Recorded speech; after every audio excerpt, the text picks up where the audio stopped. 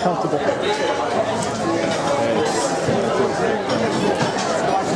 Get comfortable. Here comes the novel. All right, ladies and gentlemen. Erica, the little. We have our Maid of Honor Elizabeth Garvin. She's going to be a part host.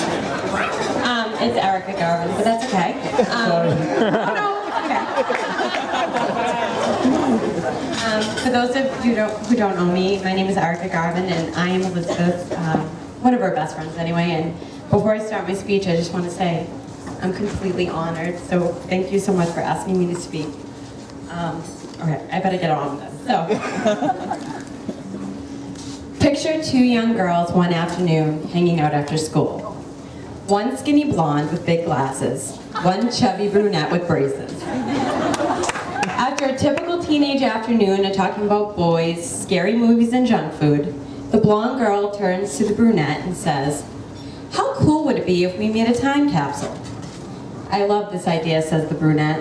"Let's do it the next time we hang out," squealed the blonde. This was a real conversation between Liz and me. We were about 14 at the time with so much ahead of us. I know what you're thinking.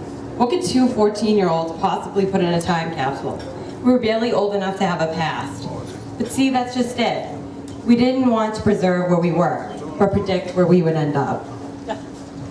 Sort of like fortune cookie prophecies that we'd bury in the ground and dig up when we were really, really old, like 30. Yeah, we have to rethink that. We wanted to see if our dreams would come true, and we had a lot of dreams. Liz wanted to be a veterinarian slash teacher slash proud owner and bartender at our own tavern known as Foxy Hoxie's. Me, I was going to be a fabulous writer, singer, dancer, and of course waitress slash bartender at Foxy Hoxie's. By the way, when you see me on the dance floor tonight, you'll know which one of those dreams for me did not come true. Anyways, the main idea was that Liz and I wanted to be rich, happy, and for some odd reason, pour cocktails. Of course, we quickly forgot about the time capsule idea and went on with our teenage lives, although we would mention it from time to time. What I didn't know then, and perhaps I wish I preserved in a container of sorts, is all the ways in which Liz would positively impact my life.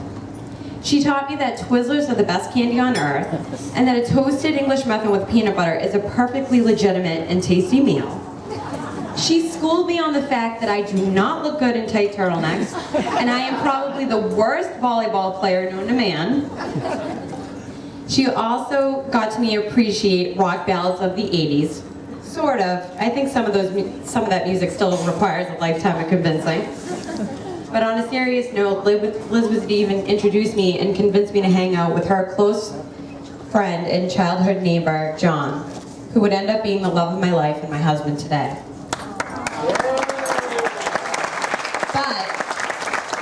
But the greatest gift Liz has given me is she showed me to believe in the good that exists in this world in the form of a friendship that has positively challenged and changed me forever as a person. I may be the advice giver in the friendship, Liz, but it's you who have taught me to live honestly and with heart. Anyone who has ever met you knows that you fill the world with so much laughter and light. You see the good in every person, and you try to find the sliver of silver lining in the darkest of clouds. You have taught me that over and over throughout the years. And by the way, this isn't in the speech, but you also taught me that today. And we've been through what any real friendship sustains. Laughter and tears, bad dates and breakups, and even worse, bad hairdos. We're very, very, very serious about our hair, so make sure you tell us it looks good. We are not sisters by blood, but we might as well be. We've fought over stupid things, we've critiqued and yet still borrowed one another's clothes. And yes, we've spent hours on the phone talking about life and love. But in all of those talks, it wasn't until you started dating Ryan that I felt a real sense of peace come over you on the topic of love. Imagine a neighbor that you've known all your life is the love of your life. I told you, neighbors make good husbands. Although Ryan, I must confess, talking about time capsules isn't all that we talked about at 14. I'm about to get you back in a really big way. We also talked about you. That's right, Ryan. I'm not sure if you know this or not, but the first time Liz took me to the Cape, I'm sorry. The first time Liz took me to the Cape, she didn't just promise me a day of sand and surf and a cone of Captain Frosty's. Oh no, she promised me a peek at her super cute neighbor. Oh yeah. Or in the words of a 14-year-old Liz Hoxie, hot neighbor. Oh yes, Liz had a crush on you from the very start. This is all true, by the way. I told you I was going to get you back to those turtleneck comments. By the way, I'm pretty darn cute in a turtleneck, can I say? Alright, so anyways, where am I? Okay, so anyways, instead of walking to the beach that day, we actually strapped on our rollerblades and we skated up and down Scarsdale hoping to see you. I swear to God. Turns out we never did. And over the years, you know, many Cape trips would follow, and it would always seem like we were just missing you by a few seconds. I started to think you were like Jan Brady's boyfriend, George Glass. But as fate would have it, a chance meeting at your shared shed would bring the two of you back together all these years later. And then I met you. And it turns out you are not a figment of Liz's imagination. It turns out you are very real. Ryan, you are a sweet, loving, kind, generous, and caring man. In the short time I've come to know you, I feel like I've known you all my life. How could I not love a guy who refers to my best friend as Sunshine? He hasn't seen you in the morning, has he? And is so willing to do so many things for friends and family. And it turns out Liz was right. You are quite cute. In fact, I believe my daughter Julia has a major crush on you. And by the way, she needs a playmate pretty soon. I'm just saying, it wouldn't hurt. Anyways, seriously though, Liz, you and Ryan make a great match, and I am so happy you found what you were looking for in the boy and the girl who lived right next door. And while I won't make any predictions for the future, Liz, I think it's time we make good on our promise. So here it is. And the lovely Kristen Murphy is holding it up. That is your own time capsule. Since I'm not the only one who has wonderful things to say about you tonight, I want each of your guests to write something down in a card and place it in the time capsule. It could be wishes of good luck or just a piece of advice. But instead of burying this in the ground, every year you and Ryan can go through it on your own. And there are also 10 cards included for you each to write something about yourselves up until your 10th anniversary.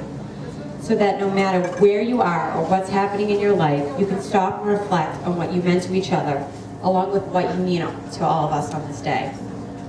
As for my contribution, it wouldn't be right if I didn't give you a bit of advice. So here's what I have to say. There is no such thing as good predictions or perfection in life.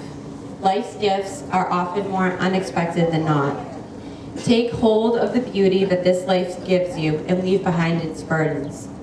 There may be tough days ahead, but for every storm there is a cloud break, like today. And for every dark night, an amazing sunrise. Regardless of where you are or where you find yourself in this life, you often find that what you need is right in front of you. And in this moment, what you two need is most certainly right in front of you, and that's each other. Liz, I like to think that those 14-year-old girls would be pretty pleased where we ended up, for we both are rich and happy in ways that we could not imagine nor predict. And while neither of us became bartenders, let me at least urge everyone to raise a glass tonight and a toast to you both. To Ryan and Liz, may you treasure the past and have hope for the future.